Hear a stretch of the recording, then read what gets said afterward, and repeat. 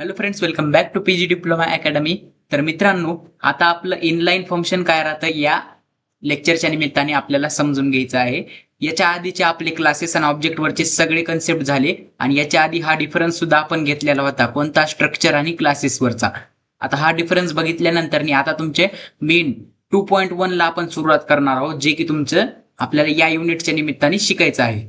तर 2.1 म्हणजे हे पहा, 2.1 मध्ये आपण आज इनलाईन फंक्शन काय राहतात ते बघणार आहोत. याच्यानंतरच्या लेक्चर्समध्ये बाकीचे सर्व static member, static data members काय राहतात हे बघणार आहोत. आता इनलाईन फंक्शन म्हणजे काय आणि त्याच्यावर प्रश्न हा बऱ्याचदा एक्झाम मध्ये विचारला गेलेला आहे.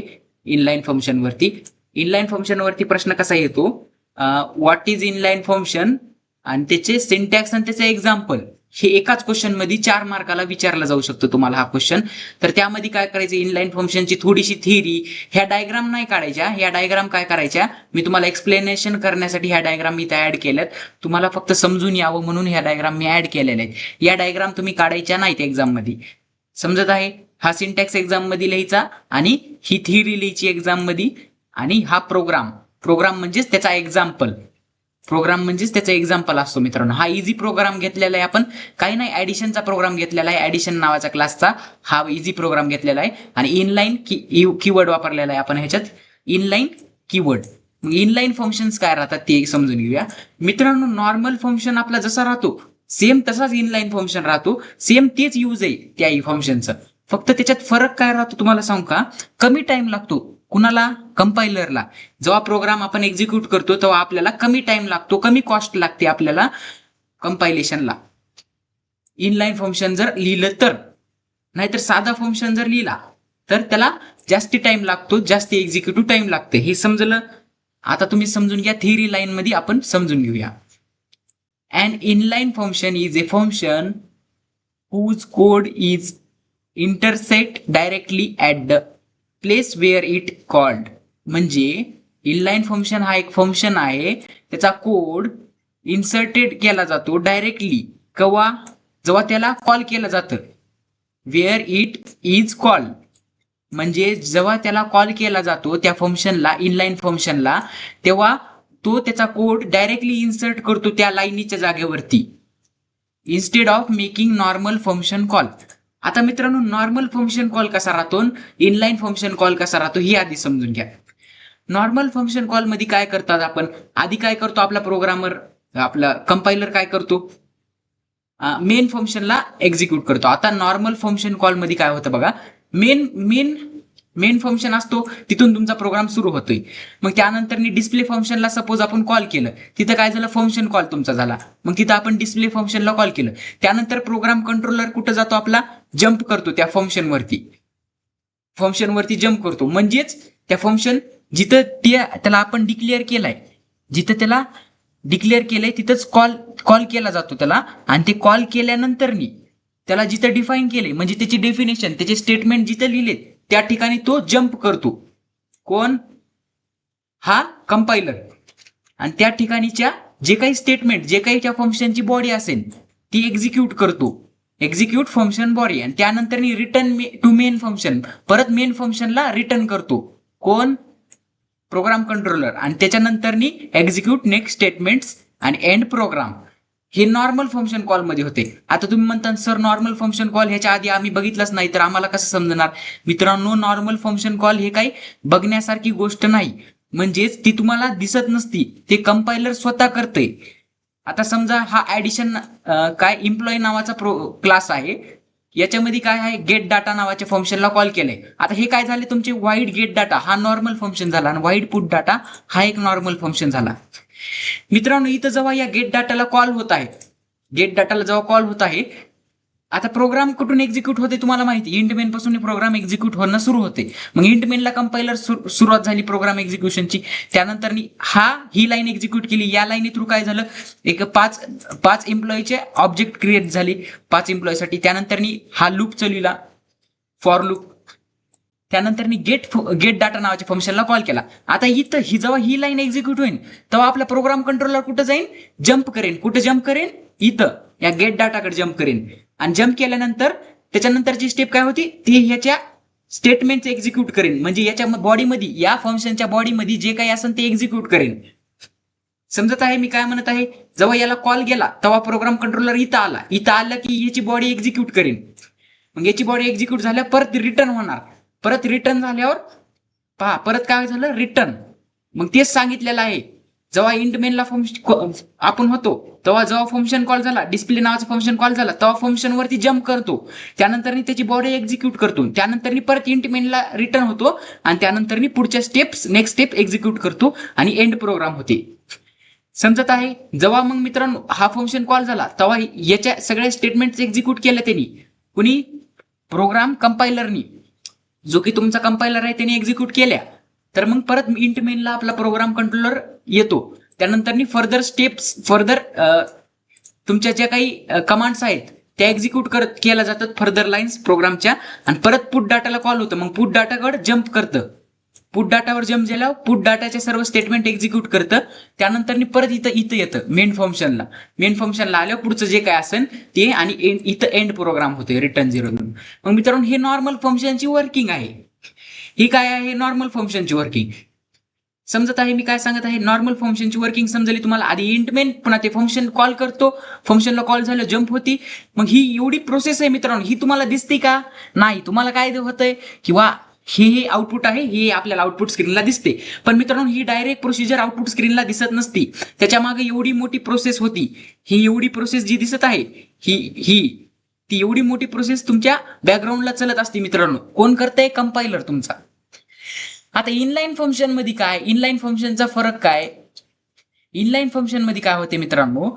इनलाईन फंक्शनचा कन्सेप्ट काय सांगतो आपल्याला? जेव्हा फंक्शनला कॉल होते, सपोज हा मेन फंक्शन आहे, मेन फंक्शन मध्ये या डिस्प्लेला कॉल झालं, या डिस्प्लेला कॉल झालं की मग काय होणार? कंपायलर काय करणार? रिप्लेस करणार. काय रिप्लेस करणार? या डिस्प्ले नावाच्या फंक्शनला त्याच्या कोड सोबत, म्हणजे त्या डिस्प्ले मध्ये जो काही कोड आहे त्या कोड सोबत त्याला रिप्लेस करणार. म्हणजे तुम्हाला सांगून द्यायचं जर झालं, सपोज इथं इनलाईन फंक्शन लावलं. आता मी तुम्हाला खालीच दाखवतो एक्झाम्पल, वर काय दाखवायची हे नाही, कारण की खाली इनलाईन वापरले ना. हे पहा इथं काय केलेलं आहे आपण? इथं इनलाईन वापरलेलं आहे. इनलाईन फंक्शन बनवलेलं आहे आपण. वाईडच्या पुढं फक्त वाईड ह्या रिटर्न टाईपच्या पुढं फक्त इनलाईन वापरायचं, इनलाईन कीवर्ड वापरायचा. मग हा इनलाईन कीवर्ड वापरल्यानंतर काय होणार आहे मित्रांनो? जेव्हा तुम्ही याला कॉल करता, जेव्हा a1.get डाटाला कॉल करता, तेव्हा याच्या मधल्या ज्या काही लाईनी असत्या त्या इथं रिप्लेस होत्या. म्हणजे याच्या जागी त्या लाईनी येत्या, एक्झिक्यूट होत्या. समजलं?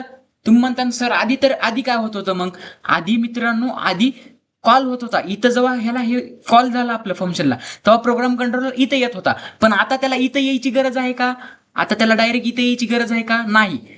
कारण की आपण इनलाईन लावलंय. इनलाईन लावल्याचा अर्थ काय झाला? म्हणजे इनलाईन लावलं म्हणजे ह्या ज्या काही लाईनी आहेत, ह्या दिसत आहेत का? या ज्या काही लाईनी आहेत त्या डायरेक्ट याच्या ठिकाणी प्रिंट होऊन येत्या मित्रांनो. याच्या ठिकाणी डायरेक्ट रिप्लेस होत्या. याला रिप्लेस केलं जाईल. ह्याच्या जागी या लाईनी डायरेक्ट सगळ्या जे काही तुमच्या या दोन्ही कर्ली ब्रेसेस मध्ये आहेत ते. समजत आहे मी काय म्हणत आहे? पण ते तुमच्या बॅकग्राऊंडला चालते, ते तुम्हाला असं समोरल्या समोर दिसत नाही. समजत आहे मित्रांनो मी काय म्हणत आहे? बॅकग्राऊंडला प्रोसेस चालते ही सर्व, आणि ते कोण करते? कंपायलर करते. कंपायलर काय करते? रिप्लेस करते या डिस्प्ले फंक्शनला तुमच्या लाईन ऑफ कोड सोबत. म्हणजे या आता सपोज तुमच्या डिस्प्ले फंक्शन मध्ये वेलकम हा मेसेज आउटपुट स्क्रीनला टाकलेला आहे. हा वेलकम मेसेज आउटपुट स्क्रीनला टाकलेला आहे. मग त्या डिस्प्लेला कशासोबत रिप्लेस करतो? रिप्लेस विथ या लाईन ऑफ कोड सोबत. समजलं? रिप्लेस करतो. मग आफ्टर कंपायलेशन झाल्यावर मित्रांनो, कंपायलेशन झाल्यावर तुमचा मेन फंक्शन मध्ये काय येऊन जातो मित्रांनो? मेन फंक्शन मध्ये सी आउट वेलकम असा मेसेज येऊन जातो मित्रांनो. तुम्ही म्हणता सर मेन फंक्शन मध्ये तर आपण मेन या ह्याच्यामध्ये तर आपण फंक्शनला कॉल केलं. हे पहा, इंट मेन मध्ये आपण फंक्शनला कॉल केलं. हो, फंक्शनला कॉल केलं, पण इनलाईन वापरला आहे ना. इनलाईन वापरलं म्हणल्यावर फंक्शनला कॉल केलं तर आपला कंपायलर इथं जाणार नाही, बल्कि याच्यामध्ये जे काही असेल ते डायरेक्ट इथं येणार. समजत आहे मी काय म्हणत आहे? याच्यामध्ये जे काही लाईन्स असतील ते डायरेक्ट इथं येणार, रिप्लेस होणार. आता सपोज इथं पुट डाटाला कॉल झालं. आता पुट डाटाला कॉल झालं म्हणल्यावर कंपायलर इथं येणार नाही. डायरेक्ट या पुट डाटाला कॉल झालं म्हणल्यावर याच्या ज्या लाईनी आहेत त्या याच्या लाईनी डायरेक्ट इथे येऊन जात्या इंट मेन फंक्शन मध्ये. समजत आहे काय म्हणत आहे मी? मग हाच तुमचा इनलाईन फंक्शन, यालाच इनलाईन फंक्शन असं म्हटलं जातं मित्रांनो. तुम्ही म्हणता सर मग फरक काय झाला, आउटपुटमध्ये काय बदल होणार आहे का? नाही मित्रांनो, तुम्ही इनलाईन लिहा न लिहा आउटपुट सेमच राहणार आहे या प्रोग्रामचं. समजत आहे? इनलाईन लिहिलं तरी चालतंय, नाही लिहिलं तरी चालते. आता तुम्ही म्हणता कधी लिहायचं सर इनलाईन, आणि कधी कधी आपण इनलाईन वापरायचं आणि कधी नाही वापरायचं, इनलाईन वापरणं बरोबर आहे का? तर मित्रांनो, इनलाईन कधी वापरायचं हा तुमचा इंटरव्ह्यूवरचा क्वेश्चन असू शकतो. तुम्हाला तुमचा जो काही, जर तुम्ही भविष्यात तुम्ही इंटरव्ह्यू मध्ये तुम्हाला जर क्वेश्चन विचारला इनलाईन का म्हणून वापरतात, तर त्याच्यासाठी तुम्ही एक शब्द सांगायचा. मित्रांनो, ही सर्व प्रोसेस व्हायला, आता मित्रांनो सांगा मला इथं किती स्टेप आहेत? 1 2 3 4 5 6 7 7 स्टेप आहेत. तेच तुम्हाला आन्सर जर 4 स्टेप मध्ये 1 2 3 4 स्टेप मध्ये भेटत असेल, तेच आउटपुट 4 स्टेप मध्ये भेटत असेल, तर मित्रांनो याला लागणारा टाइम खूप कमी असेल, याला कमी टाइम लागेल. मग इथं टाइमची आपल्या काय होईल? बचत होईल मित्रांनो. आणि याला लागणारा टाइम काय आहे? जास्ती लागणार, टाइम आणि कॉस्ट जास्ती लागते. मग याच्यामध्ये टाइम खूप जास्त लागते. इथं मोर टाइम लागतो आणि इथं लेस टाइम लागतो आपल्याला. म्हणजे ह्याचा एक्झिक्युशन टाइम लेस आहे आणि याचा एक्झिक्युशन टाइम जास्त आहे. का म्हणून जास्त आहे? कारण की फंक्शनला कॉल झाल्यावर त्याची जंप होणार, जंप झाल्यावर एक्झिक्यूट होणार, परत ते रिटर्न येणार, ही सर्व प्रोसिजर आहे ना. पण इथं तसं जंप बिंप होत आहे का? नाही, डायरेक्टली रिप्लेस होत आहे या फंक्शन सोबत. त्याचा फंक्शनचा जे काही कोड आहे त्याच्यासोबत रिप्लेस होत आहे. समजत आहे? याचा प्रोग्राम मी करून दाखविणार आहे, तुम्हाला टेन्शन घेऊ नका. आधी पहा, समजत आहे? परत सांगतो. An inline function is a function whose code is inserted directly at the place where it is called. जिथं तो कॉल झालाय त्याचा कोड तिथं डायरेक्टली इन्सर्ट केला जातो. Instead of making normal function call.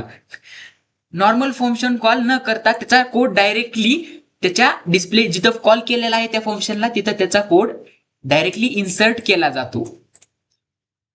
The keyword inline is use before the function definition. आता मित्रांनो, याच्या आधीच्या युनिटमध्ये, युनिट नंबर 1 मध्ये आपण बघितलं होतं कीवर्ड्स कोणते कोणते आहेत आपले. त्याच्यामध्ये तुम्हाला इनलाईन होतं. इनलाईन मग आता तुम्हाला शिकाय भेटलं का? हो. तर इनलाईन तुम्हाला होतं त्याच्यामध्ये. आता इनलाईन कीवर्डचा अर्थ समजला. इनलाईन काय आहे? Inline is a keyword use before the function definition. फंक्शनची डेफिनेशन लिहिण्याआधी इनलाईन त्याला लिहिला जातो. सिंटॅक्स काय? हे पहा, इनलाईन असं लिहायचं. त्यानंतर रिटर्न टाईप काय लिहायचं? वाईड. आणि त्यानंतर तुमचं फंक्शन नेम काय? गेट डाटा, पुट डाटा, काही का असं ना. आणि त्याची बॉडी. समजत आहे?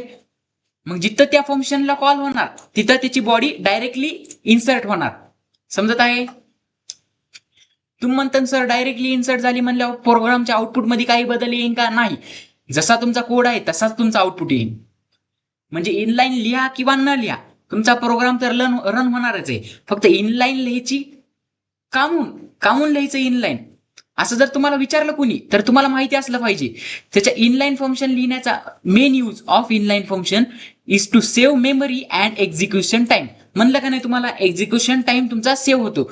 मित्रांनो, जर जम्प करायची नसेल, नो रिटर्न टाईप म्हणजे रिटर्न जर यायचं नसेल, त्याच्यामुळे आपलं एक्झिक्युशन फास्ट होईल ना.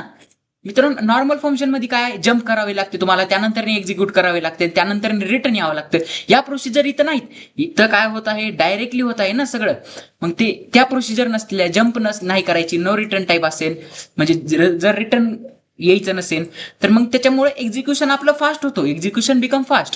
म्हणून तर मित्रांनो, तुमची मेमरी आणि एक्झिक्युशन टाइम हा लेस लागतो कुणाला? इनलाईन फंक्शनला. Main use to save memory and execution time बचत होती तुमची. समजत आहे?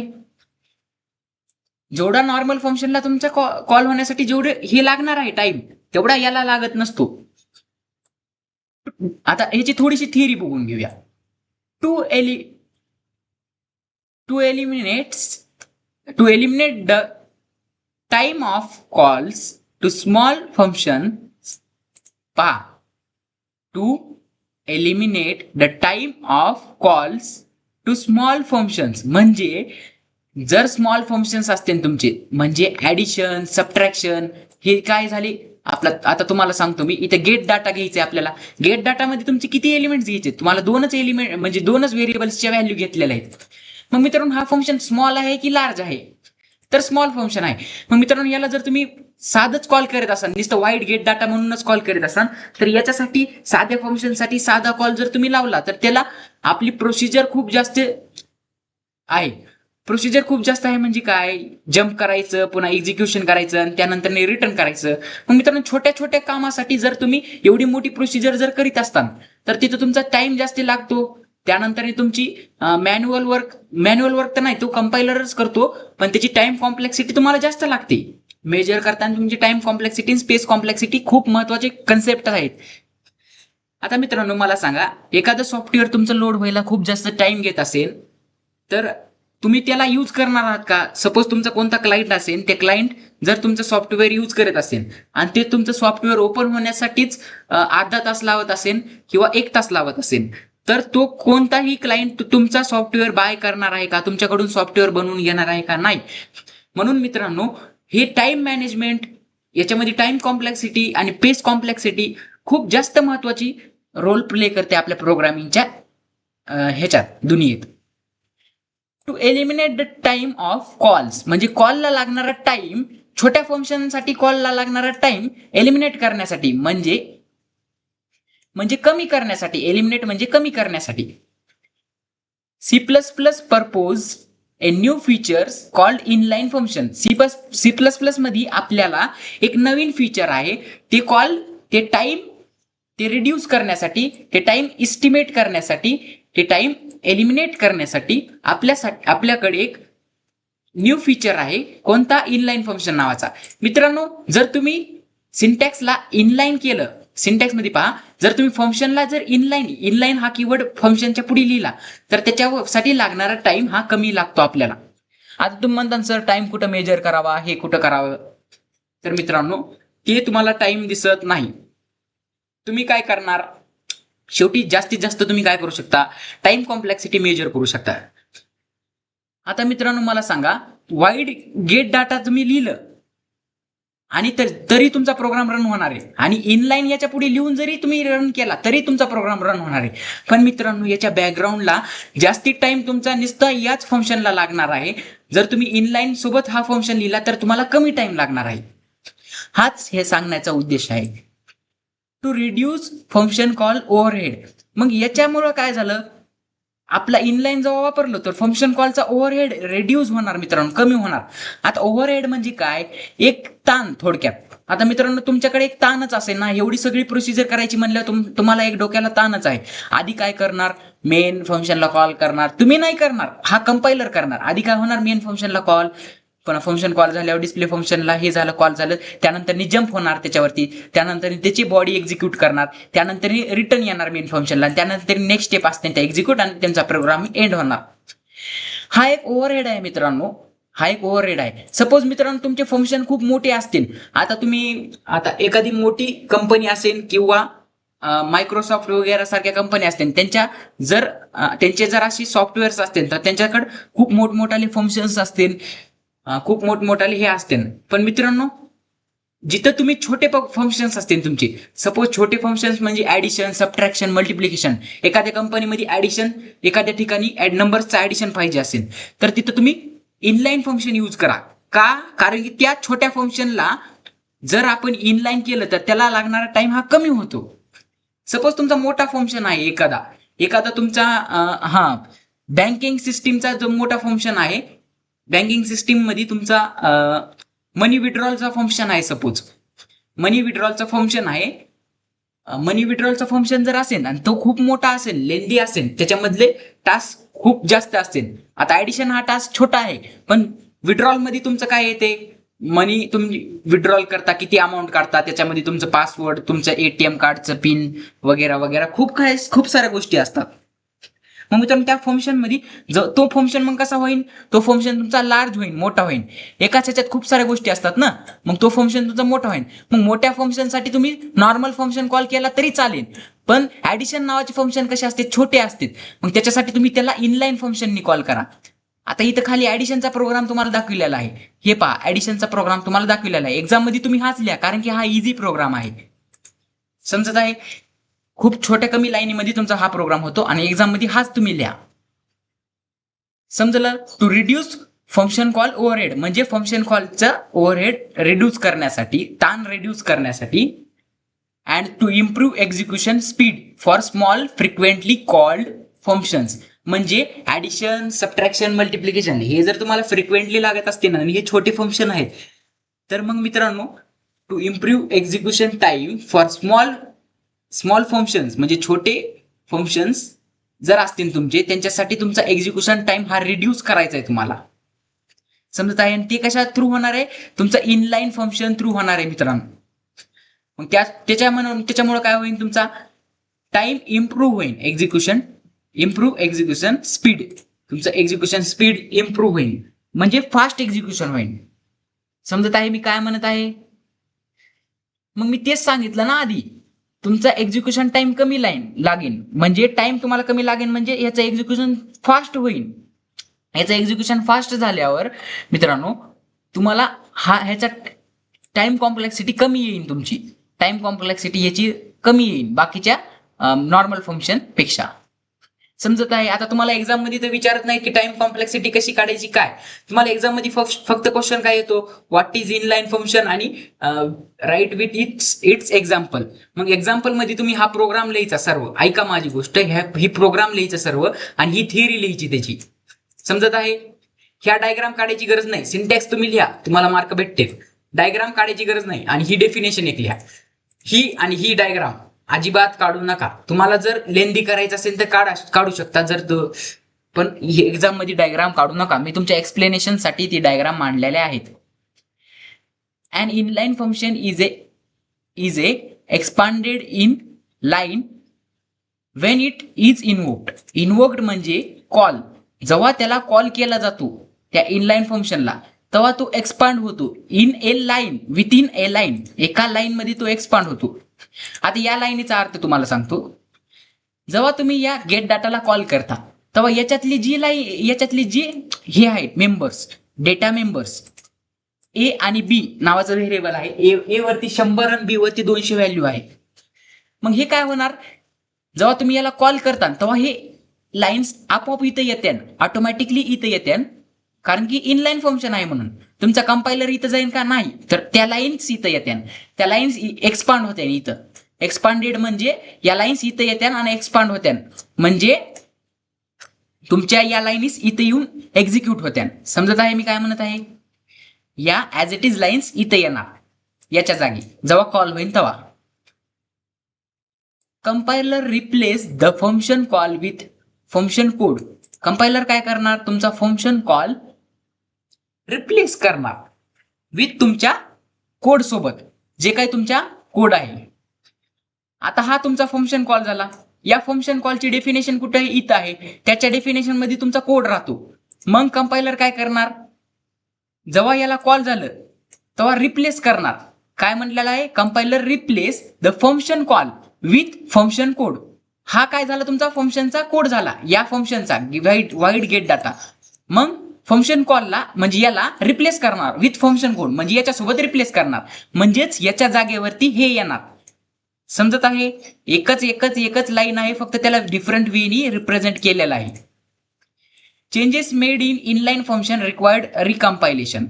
म्हणजे काय? जर तुम्ही एकाही लाईन मध्ये चेंज करता, सपोज इथं 200च्या जागी तुम्ही जर 20 केलं तर तुम्हाला रिकम्पाईल करावं लागेल. रिकम्पाईल म्हणजे रिरन करावं लागेल, तेव्हाच तुमचा हा एक्झिक्यूट होईल. समजत आहे काय म्हणत आहे मी? ते हा लाईनीचा अर्थ आहे. Main use of inline function is to save memory and execution time. समजलं? एक्झिक्युशन टाइम आणि मेमरी सेव्ह करण्यासाठी याचं इनलाईन फंक्शनचा यूज आहे. काय करायचंय? रिटर्न टाईपच्या आधी आपल्याला फक्त इनलाईन हा कीवर्ड यूज करायचा आहे. बाकी सर्व प्रोग्राम तर आपला सेम राहणार आहे. समजत आहे? चला तर मी हा प्रोग्राम तुम्हाला ऑनलाईन कंपायलर वरती करून दाखवतो आपल्या. So let's go. आपण आता आपल्या ऑनलाईन कंपायलर वरती जाऊया.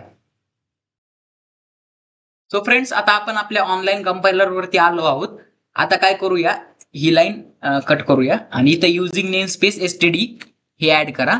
युझिंग नेम स्पेस एसटीडी हे का म्हणून ऍड करते ते तुम्हाला माहितीच आहे. आता मित्रांनो काय करा? आता आपण इथं प्रोग्राम लिहिणार आहोत. आता प्रोग्राम कशाचा लिहायचा आहे? इनलाईन फंक्शन साठी आपल्याला प्रोग्राम लिहायचा आहे. मग काही नाही, एखाद्या नॉर्मल फंक्शन साठी तुम्ही प्रोग्राम लिहा. म्हणजे तुम्ही एम्प्लॉईचा प्रोग्राम सुद्धा लिहू शकता, एम्प्लॉई क्लासचा किंवा स्टुडंट क्लासचा प्रोग्राम सुद्धा लिहू शकता. ती तुमची मर्जी झाली. आता मी काय करणार इथे क्लास करतो. क्लास कोणता घेतो? जे की मी ऍडिशनचा प्रोग्राम घेतला होता तेच घेऊया. ऍडिशन नावाचा क्लास घेतला मी. मग या क्लासला मी काय करणार, या क्लासमध्ये व्हॅल्यूज देणार. आधी काय करणार इथं मी या क्लासला क्लोज करणार. आता मी काय करणार, या क्लासचे पब्लिक मेंबर्स आणि प्रायव्हेट मेंबर्स डिक्लेअर करणार. प्रायव्हेट मध्ये काय करणार आहे मी, 3 व्हेरिएबल घेणार आहे. एक ए, प्रायव्हेट मध्ये मी 3 व्हेरिएबल घेणार आहे. एक तर तुमचा ए झाला, इंट ए कॉमा तुमचा बी झाला, आणि कॉमा तुमचा ई सम, म्हणजे दोन्हीचे ऍडिशन सम वरती आपण स्टोअर करणार आहोत. हे समजलं इनलाईन. आपलं सॉरी, डाटा मेंबर्स समजले कसे डिक्लेअर केले मी. आता पब्लिक मध्ये तुमचं फंक्शन्स डिक्लेअर केला. पब्लिक कीवर्ड वापरायचा, कोलन लावायचं आणि खाली त्याच्या लिहायचं. हा पब्लिक प्रायव्हेट लिहिणं कंपल्सरी असतो बरं का मित्रांनो. आता साधा लिहूया आधी प्रोग्राम. वाईड इनलाईन वापरायचा नाही, आधीच साधा लिहूया आपण. म्हणजे साध्यात आणि इनलाईन मध्ये काय आहे तुम्हाला सांगून देतो मी. Void get data. Get data मध्ये आपण काय करू, हार्ड कोड करू डायरेक्ट व्हॅल्यूज. हार्ड कोड म्हणजे तिथल्या तिथंच त्याला व्हॅल्यू देऊन टाकली. म्हणजे ए ला इक्वल टू मी 100 व्हॅल्यू देऊन टाकतो. इथल्या इथंच देणे म्हणजे याला हार्ड कोड व्हॅल्यू म्हणतात हा मित्रांनो. हार्ड कोड करणे. जे प्रोग्राम सेम होतात मी तेच प्रोग्राम लिहून घेत आहे. आता वाईड तुमचा गेट डाटा झाला. आता पुट डाटा किंवा डिस्प्ले डाटा. डिस्प्ले नावाचं फंक्शन घेऊया. Wide display.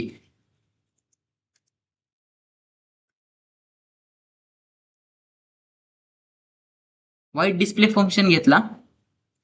या फंक्शन मध्ये मी काय करणार, आपल्याला सम डिस्प्ले करायचं. मग sum equals to a plus b, a plus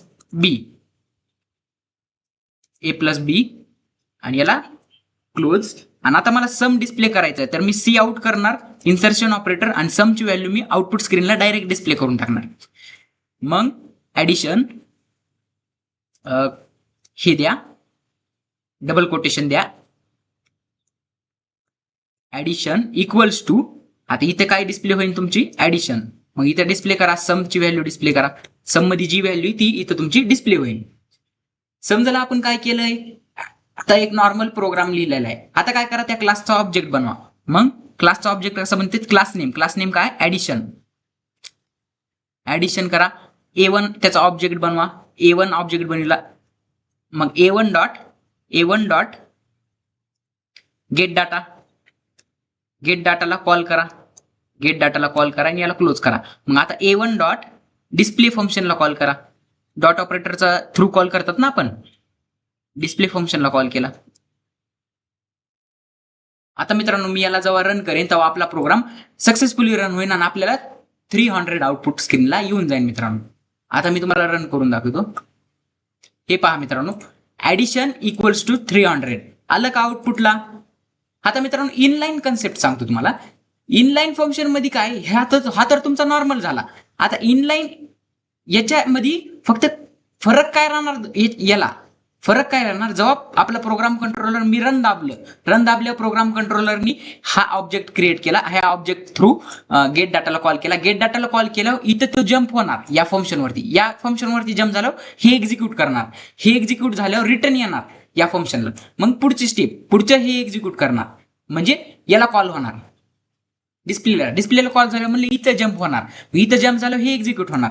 हे एक्झिक्यूट झालं परत इथं येणार. मग मित्रांनो याच्या मागे लागणारी ही प्रोसेस खूप जास्त लेंदी आणि याच्यामध्ये टाइम कन्झ्युम होतो. म्हणजे इफिशियंट नाहीये, खूप इफिशियंट नाहीये, कारण की याच्यामध्ये टाइम कन्झ्युम होतो. पण मित्रांनो तुम्हाला वाटलं का टाइम गेला इथं आपला, कारण की तो कंपायलर करतो ना, मशीन खूप फास्ट असते. डायरेक्ट मी काही सेकंडमध्येच तुमचं आउटपुट आलं. पहा, तुम्हाला वाटलं का ह्याच्यामध्ये खूप जास्त टाइम लागत आहे. आता मी याला काय करतो, इनलाईन फंक्शन लावतो.